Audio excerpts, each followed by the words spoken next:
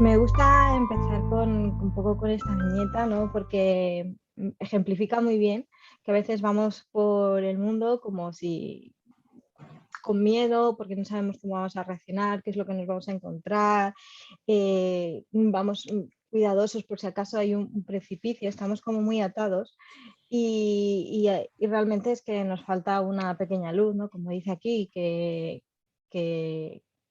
no veamos la salida no significa que no la haya. Y siento que los valores y las emociones son una herramienta que nos puede dar un poquito de esa luz que nos hace falta para ir con mayor confianza y conciencia. Ay, espera, que ahora a ver cómo...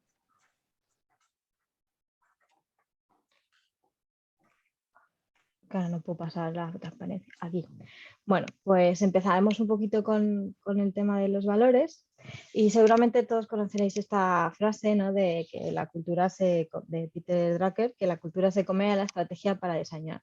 Pero, ¿qué significa esta frase? ¿No? La hemos oído, es muy bonita y ¿qué significa? A ver, contadme, ¿qué creéis que significa?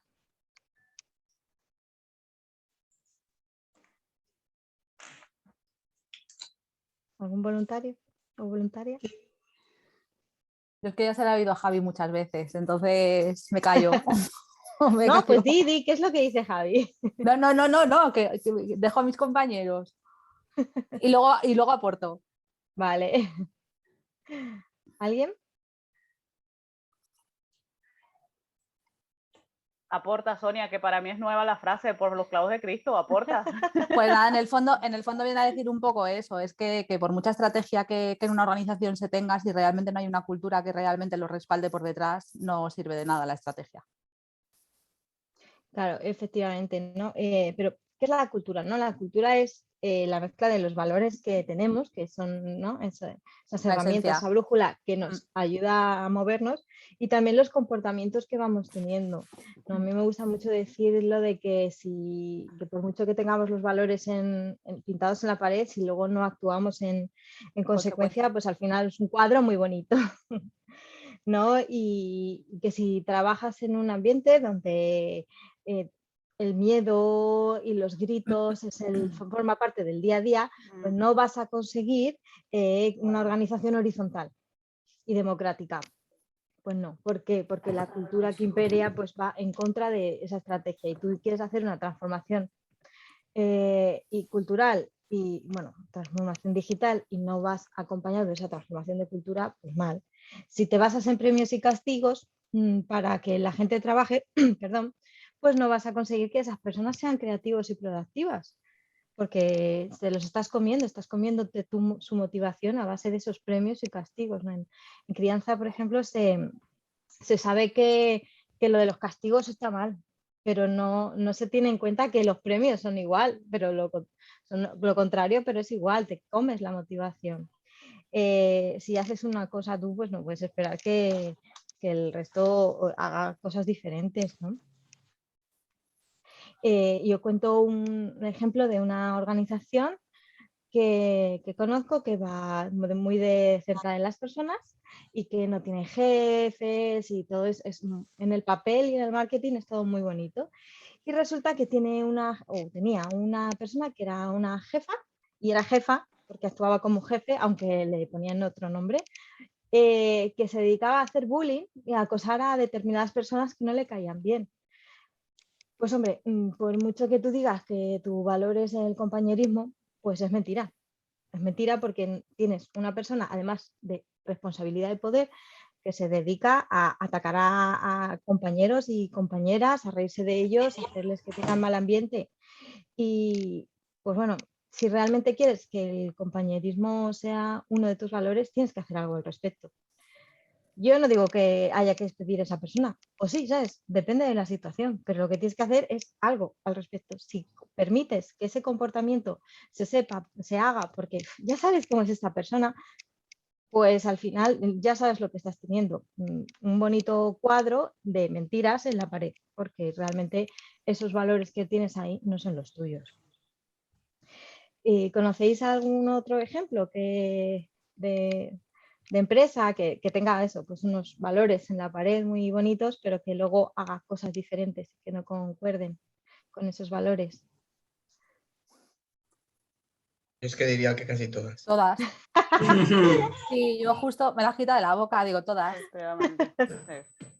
Y con ejemplos concretos, un ejemplo, una cosa. Pero incluso muchas veces hasta nosotros mismos, ¿eh? Que yo, por ejemplo, que hice el curso de coaching por valores, es que es verdad que tú te planteas unos valores y los escribes en un papel y cuando te das cuenta que determinadas actitudes y comportamientos que estás haciendo en tu día a día no están alineados con esos valores.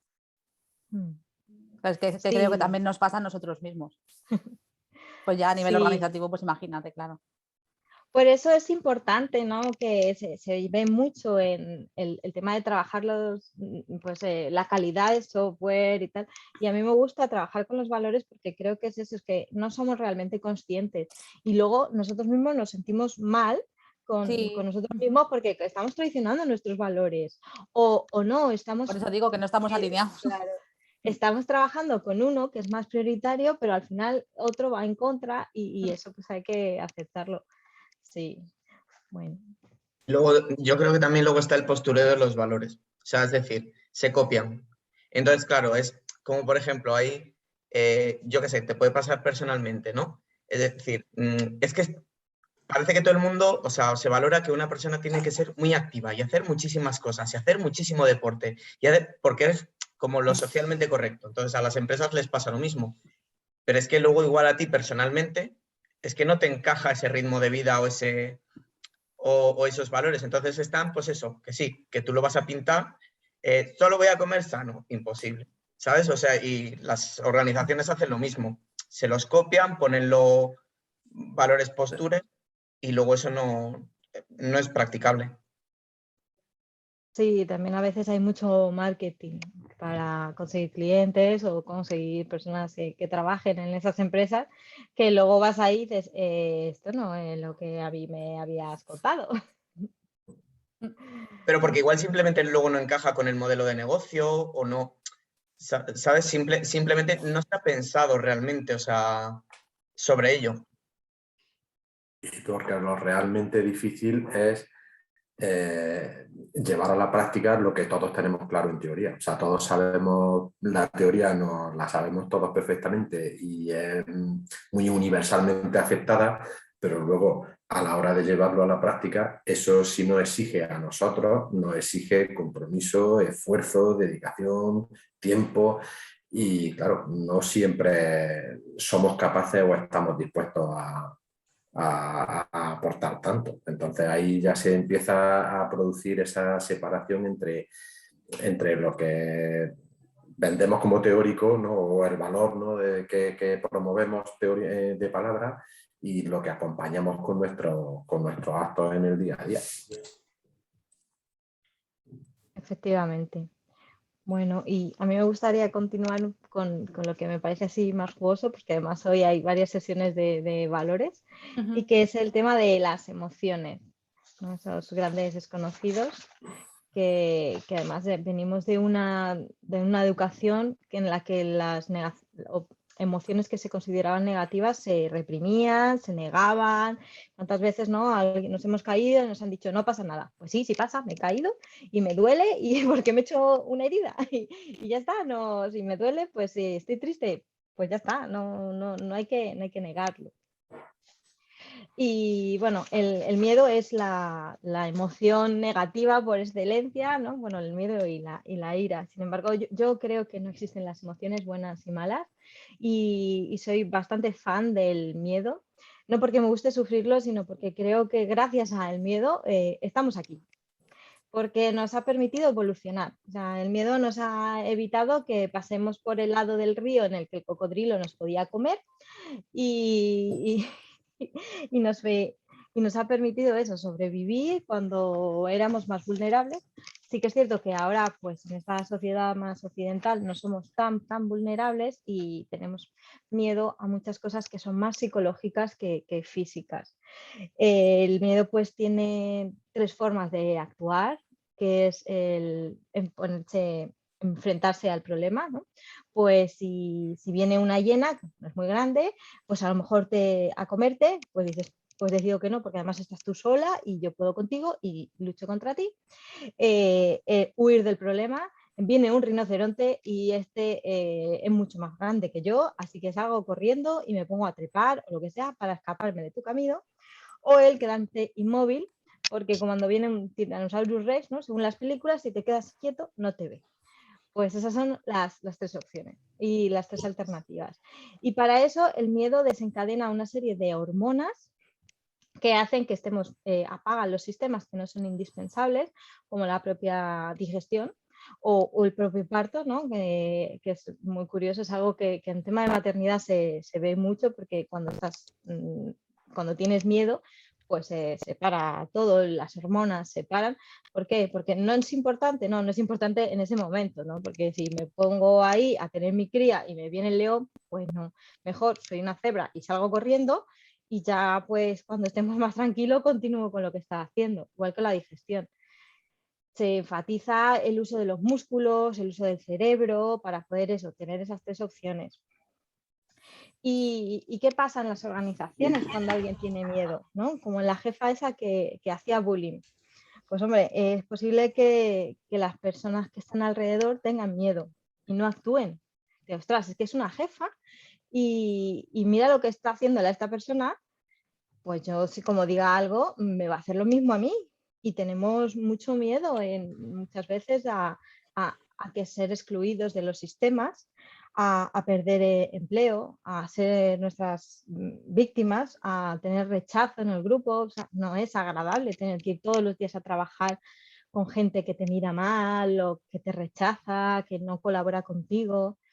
Entonces el miedo es una emoción que sí es muy importante, pero que quizá en entornos laborales tenemos que tener mucho vigilancia, ¿no? De a ver qué está pasando. Porque además una persona que tiene miedo no trabaja bien, no trabaja adecuadamente porque su sistema está apagado y no se puede, no. El tema que comentaba antes de los castigos, pues tú tienes miedo a ser castigado y entonces vives en un estado de miedo en que las hormonas, hemos dicho, pues están apagadas y una serie de sistemas, y eso no es sano para tu salud. Y luego al final, ¿qué ocurre? Pues que puede haber más bajas, gente que entra en depresiones o otra clase de enfermedades, tanto físicas como mentales, que desembocan porque he estado en un constante miedo. ¿Conocéis algún otro ejemplo en el que el miedo nos afecte en el día a día en el trabajo?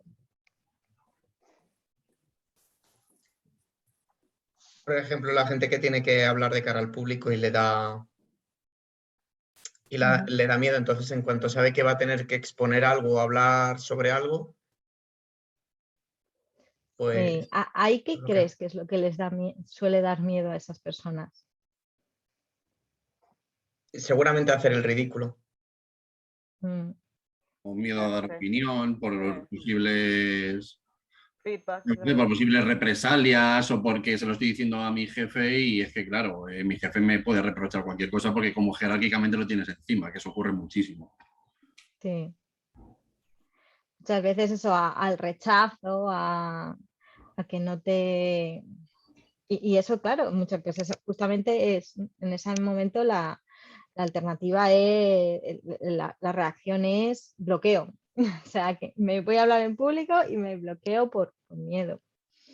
También ocurre, ¿no? Que a veces por miedo la gente, por miedo a perder su empleo, por ejemplo, es cuando hay tanta resistencia al cambio. Cuando estamos en una organización y vemos que hay alguien que es muy, muy, muy, muy resistente y es como, ¿qué está pasando? Y luego si consigues llevártelo de cañas o en un ambiente de confianza, hablas con esa persona y a veces te dicen, es que ¿qué va a decir mi cuñado si yo ya no soy el jefe? Claro, es que ¿qué va a decir su cuñado? Porque ya sabemos cómo son los cuñados, que lo saben todo y que tienen todas las respuestas. ¿Qué va a decir su cuñado? ¿O qué va a decir mi mujer? Ya no soy jefe. Hay gente que se identifica mucho con su puesto. Y yo soy importante porque soy jefe, pero si ya no soy jefe, ¿qué voy a hacer yo? ¿No? Y pues eso es muy importante en las transformaciones, ver qué está pasando, ¿no? Sentir un poco de empatía hacia las personas, sobre todo, ¿no? Esa resistencia al cambio. Dentro de esa persona, esa resistencia, hay una persona que tiene miedo y emocionalmente, pues eso, está pidiendo ayuda. ¿Algún otro ejemplo que os ocurre? Miedo al error, Miedo al error, sí. a fallar, ¿no? Claro, no es que no nos han enseñado a equivocarnos, ¿no? Por muchas frases motivacionales de no hay fracasos y dejas de intentar y todo ese tipo de frases que realmente son de verdad, pero no nos las creemos. Porque no nos han enseñado, porque además eso, vivimos en un entorno de vergüenza, ¿no? De echarle la culpa. No, has sido tú. Entonces, de hecho, eso lo hablamos luego en la culpa, ¿no? Que eso no fomenta que la gente trabaje y que se arriesgue, que sea creativo. Muy bien. Si queréis pasamos a la ira, ¿no? La ira es la emoción de la lucha y la defensa. Lo hablaba justo ayer, que es normal que cuando tú estás muy saturado y tal, la reacción natural del cuerpo es gritar, querer destruirlo todo, salir corriendo, ¿no? Y es la ira, ¿no? Y que está bien, nos ayuda a cambiar situaciones que no nos gustan, nos ayuda a la acción y a la autoprotección, ¿no? Un poco cuando hemos hablado de que el miedo también te predispone a la lucha, pues después desencadena la ira, ¿no? Para luchar con esa hiena que había dicho antes, pues, y nos da esos recursos en la frustración. ¿Cómo influye la ira en el día a día de las organizaciones? ¿Cómo creéis? Las revoluciona, ¿no? Las revoluciona, sí. Las llevan directo al caos. Sí. Bueno, volviendo un poco, por ejemplo, perdón, ¿sí? Perdón. No, aparte pone de mal humor también al equipo, ¿no? Porque si hay ira en su jefe o quien está coordinando su equipo, también después el equipo se siente mal. Claro. Bueno, sí, como en el ejemplo un poquito de antes del bullying, ¿no? Pues la persona que le hacen bullying, que la acosan, pues se va a poner a la defensiva, ¿no? No va a confiar fácilmente en los compañeros, así no es fácil tener un equipo cohesionado y no van a llegar al máximo potencial, al máximo rendimiento. Y un poco eso, es como...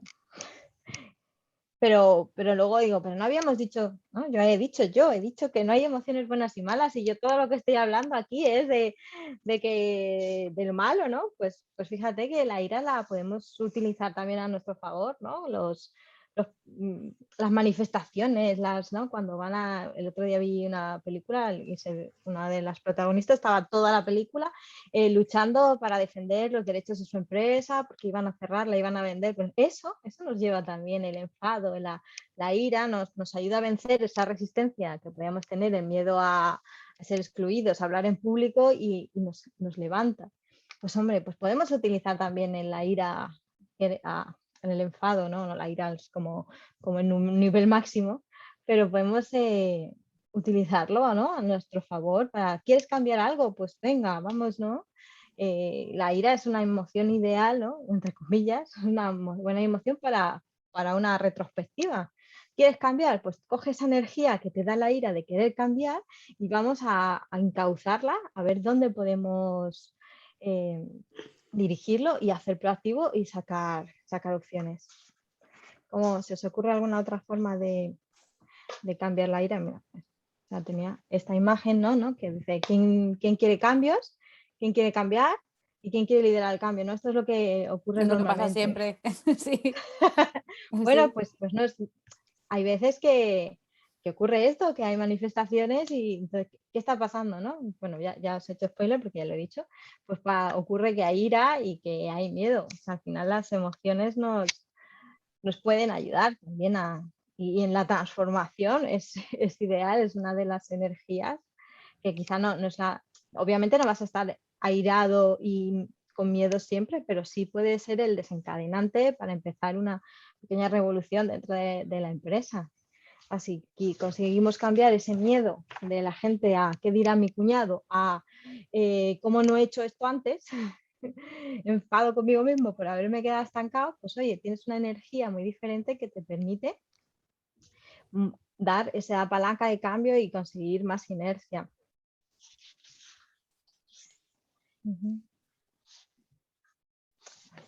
Estaba mirando a ver si se me ha olvidado algo. Vale, la tristeza es otra de las emociones que se consideran negativas, que ya digo que no. Nos permite calmarnos, ahorrar energía, nos permite enfrentarnos a situaciones en las que no podemos hacer nada y también nos ayuda a pedir ayuda, a pedir apoyo y consuelo en los demás. Nos sirve como, en cierto modo, ayuda a hacer equipo. Nos ayuda a estar en soledad y a vivir en equipo. ¿Cómo nos puede afectar la tristeza? Bueno, pues hemos dicho parar, analizar, reflexionar. ¿Suenan esos verbos de algo en todo esto de la transformación o la agilidad? Parar, analizar, reflexionar. Bueno, pues a mí me suena a eso, a retro. ¿Podemos aprovechar la energía de la tristeza para hacer una retro? ¿No? Pues un poco cuando algo no nos sale, un poco lo que comentaba antes, ¿no? Que algo no nos sale bien o cuando no hemos conseguido los resultados que queríamos, pues es el momento ideal para hacer una retrospectiva.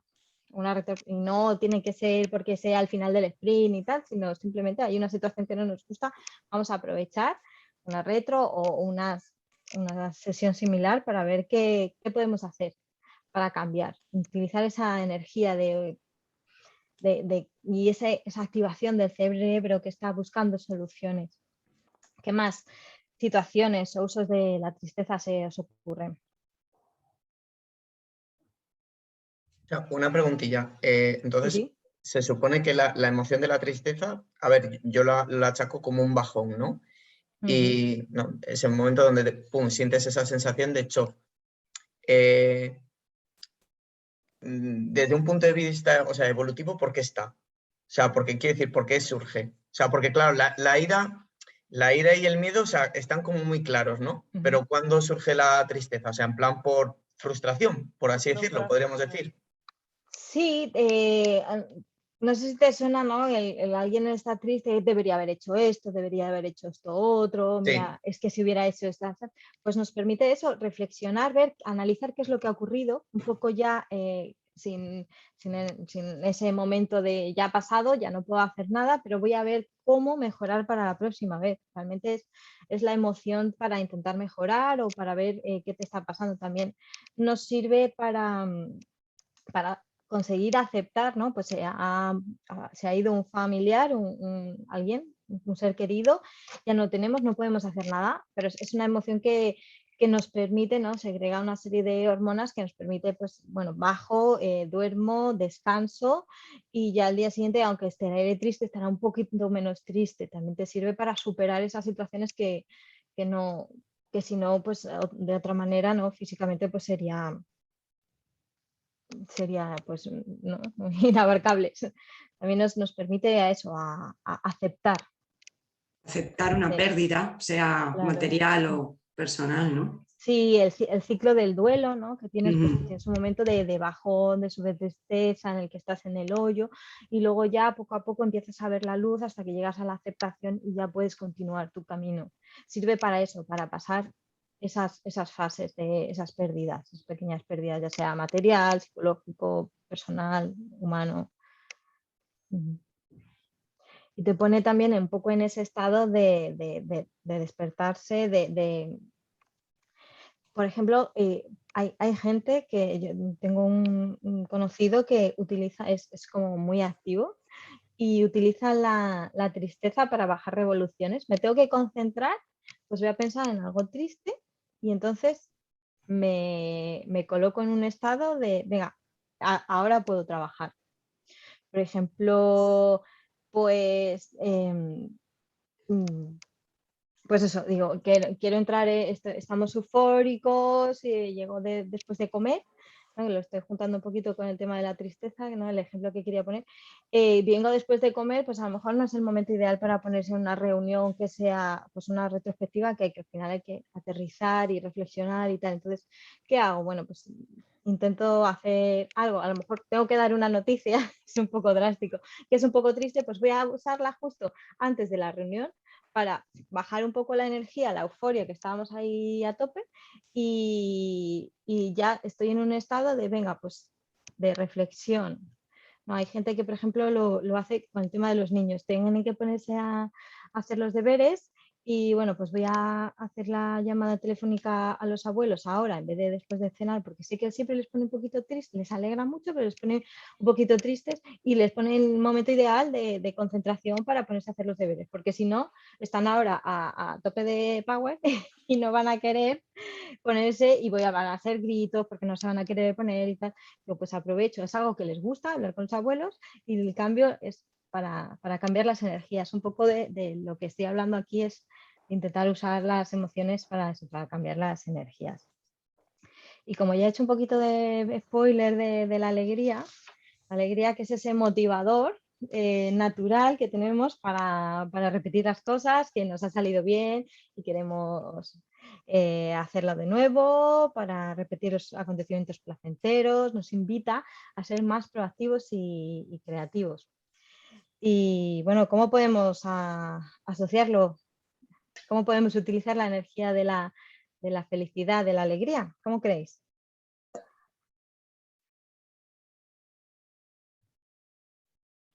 Bueno, pues no sé si os ha pasado. A mí me ha pasado alguna vez, ¿no? En general, dentro de los equipos, una retrospectiva suele ser un momento que gusta, ¿no? Dice, dentro de otras cosas que hay, pues me gusta hacer una retrospectiva.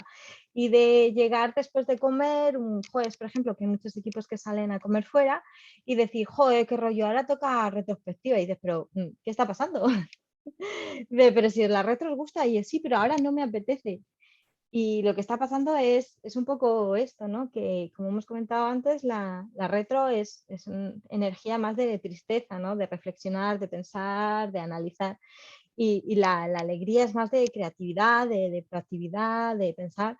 Entonces, quizá el momento de la sesión de trabajo que tendrías que poner después de salir fuera a comer no sea una retro, sino algo más tipo como un design thinking, algo que sea de crear, de explorar o hacer un cambio de energía en el, como hemos dicho antes, de la noticia o la llamada a los abuelos o el equivalente empresarial, para poder cambiar ese tipo de energía y así conseguir que esté más en consonancia con el evento. Yo cuando me he puesto a mirarla, o quizá una planning también, por ejemplo, cuando me he puesto a mirar... Bueno, ya si te pones la planning, ahí sí que te duermes total. O sea, yo prefiero casi la retro que la planning después de comer, ¿eh? Bueno, pero depende de cómo hagas cómo diseñes la planning. Si es una en lo que vas a estar diseñando, cómo vas a crear la solución. Sabes que quizás sea porque claro, para los plannings equipos a lo mejor es aburridas. mucho mejor. Para mí que hago el rol que muestra Master, pues claro, para mí es más coñazo después de comer. Sí, Claro. pero para esas personas que sí que tienen que crear, pues oye, vamos a Claro, soñar, a lo claro. mejor sí, o una pre-planning de esas de sacar ideas, no sé, ¿sabes? Que se me ocurre que es eso, ver algo en el que utilices la energía de la creatividad, del entusiasmo, de hey, vamos a hacer para diseñar el producto, más que para ver hacia atrás, que es lo que hemos... Y lo que os comentaba, ¿no? Que muchas veces ponemos los eventos en función de cómo entran en el calendario y no tenemos en cuenta a lo mejor estas energías y si pues simplemente cambiando a lo mejor el orden de la planning con la retro para que una coincida con, que quizá no sea lo mejor, ¿no? Pero a lo mejor o cambiando las cosas, pues dices, ostras, pues hemos conseguido mejores resultados. O sea, o también a la hora cuando hacemos workshops o trabajos del día entero, ¿no? ¿Cuántas veces ha pasado que después de comer, pues por un lado no hay energía porque pues está el que viene el sueño y tal, y por otro tampoco apetece ponerse a hacer determinadas cosas, ¿no? Pues oye, vamos a utilizar la alegría para conseguir ese más euforia, más creatividad y meternos en el trabajo y luego ya seguir con el resto de la agenda. ¿Os ha pasado este tipo de situaciones? ¿Sí? Bueno. El asco es fundamental, ¿no? También para la supervivencia, porque, bueno, pues cuántas veces nuestros antepasados habrán comido cosas que no deberían y gracias a esta emoción han sobrevivido.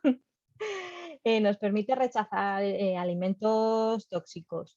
Actualmente, como pasaba un poco con el miedo, ya no tenemos tantos riesgos físicos tóxicos, pero sí que se relaciona mucho con los ambientes con las emociones y con el ambiente y en situaciones tóxicas. Y es ahí donde podemos aprovechar esta energía en las transformaciones, ¿no? Pues si a alguien le produce asco una situación, pues puede ser que es porque haya los valores que no se están cumpliendo, porque haya una situación de injusticia o por lo que sea. Es un radar que podemos utilizar dentro de la organización para ver si las cosas están saliendo como nosotros esperábamos o no.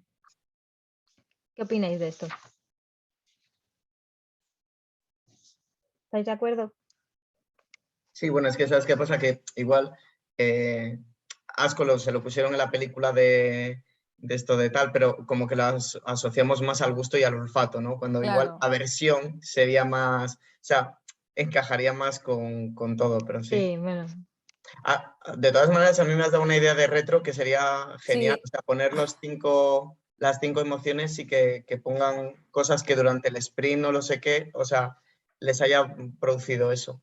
Y luego trabajar sobre ello. O sea, sí. Sí, porque además es complicado conseguir que los equipos hablen de sentimientos. O sea, es más, Total, siempre total. vamos más a las herramientas, ¿no? Oye, ¿cómo estamos haciendo muchas historias, pocas historias, pero no de qué me ha hecho sentir a mí lo que ha hecho la persona tal?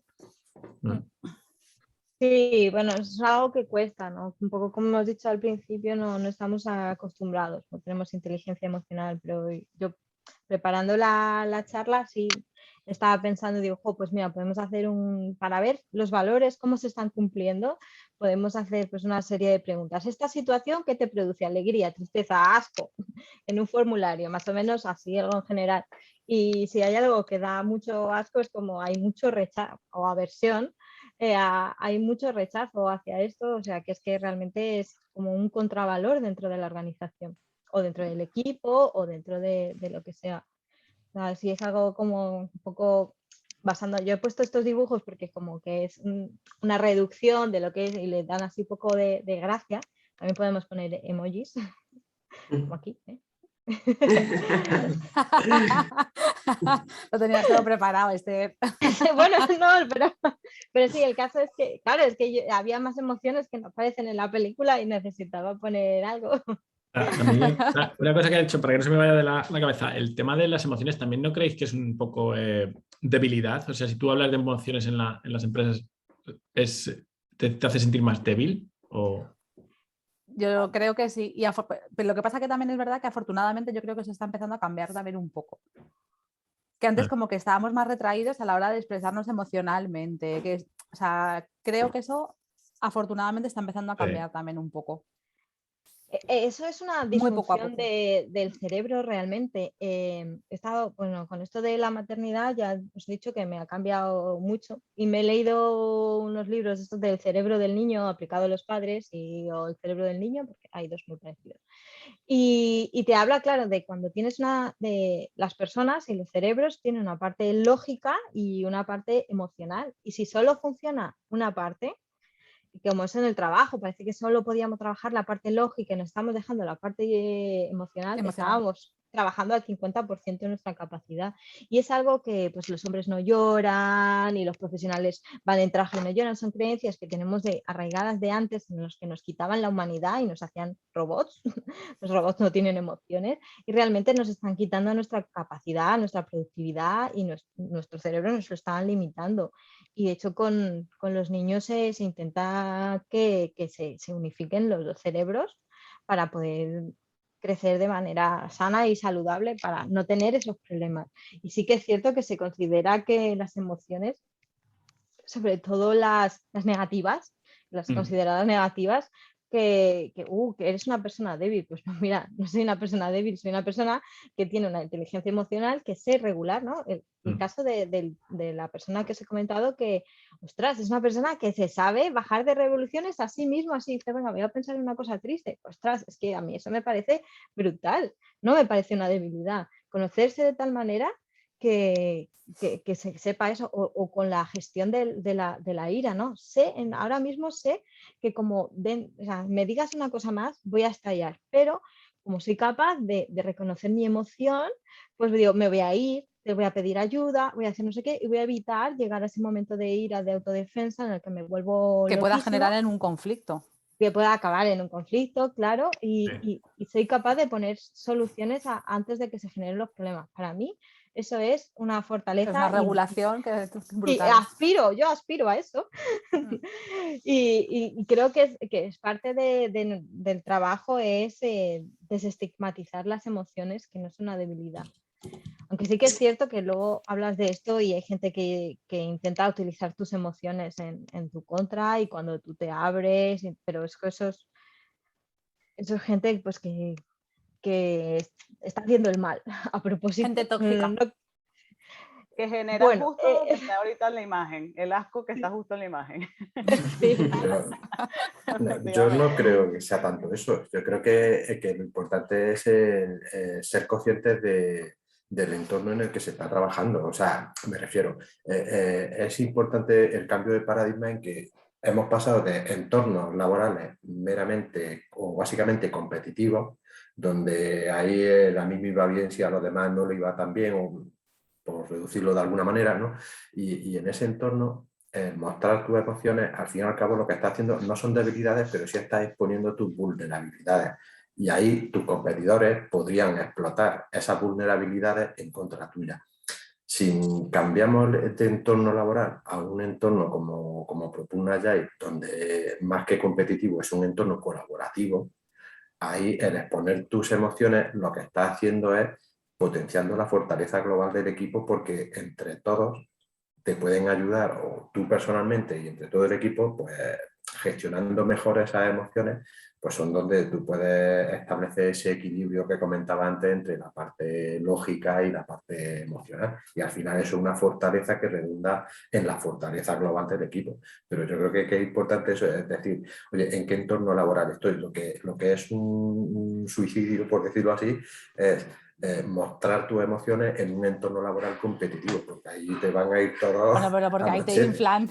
Exactamente. Ay, esto se ha acabado ya. No, yo ahí no termino de estar de acuerdo, porque una cosa es que tú demuestres tus emociones, pero al final es siempre, ¿no? Es como jugando al póker, siempre hay algún tic, algo, y por mucho que tú trates de ocultar tus emociones, no lo estás consiguiendo y esas vulnerabilidades están. Es mejor que sepas vivirlas realmente, porque nadie somos infalibles y nadie nos mostramos infalibles, y realmente es que nos creemos que sí y nos sentimos más protegidos, pero realmente nuestras vulnerabilidades salen y se ven, ¿no? Es que están no... pero no las enseña explícitamente. Claro. No te crear cultura. Claro.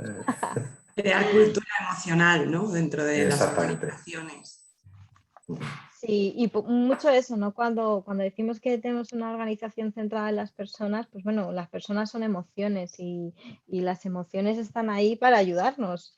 Exacto. No para... Y efectivamente, ¿no? Pues a lo mejor yo soy una persona que que me enfado mucho y tú lo sabes y me vas a ir a atacar ahí para que yo salte y entonces decir, mira, ves, es que como está gritando ya no tiene razón. Pero bueno, pues ahí está el que yo trabaje mi emoción, en el que te diga, mira, como sigas intentando apretar el gatillo, voy a saltar y no quiero. Y ahí lo que estás haciendo es devolverle, ¿no?, la pelota al otro. O sea, tú me estás atacando, si yo salto es cosa tuya, ¿no? Pero ya por esa gestión emocional, que yo conozco mis emociones, sé lo que tú estás intentando hacer y entonces pues estoy contrarrestando tu ataque, por ejemplo, ¿no? Y bueno, creo que se nos ha acabado el tiempo y me quedan unas cuantas. Pero bueno, ¿alguna otra pregunta? ¿O comentario? Todo guay. Agradecimiento, Esther, por tu exposición. Me alegro. Subiré las transparencias y si tenéis alguna duda sobre alguna, porque como veis no hay mucho comentario, pues bueno, si estoy en redes sociales, en el blog, lo que sea, o me contactáis como sea y si podemos hablar de esto. Se me ha hecho muy corto y hemos hablado mucho, lo que guay, me ha parecido súper productivo. Muchas gracias, Esther. Gracias. Chao. Adiós.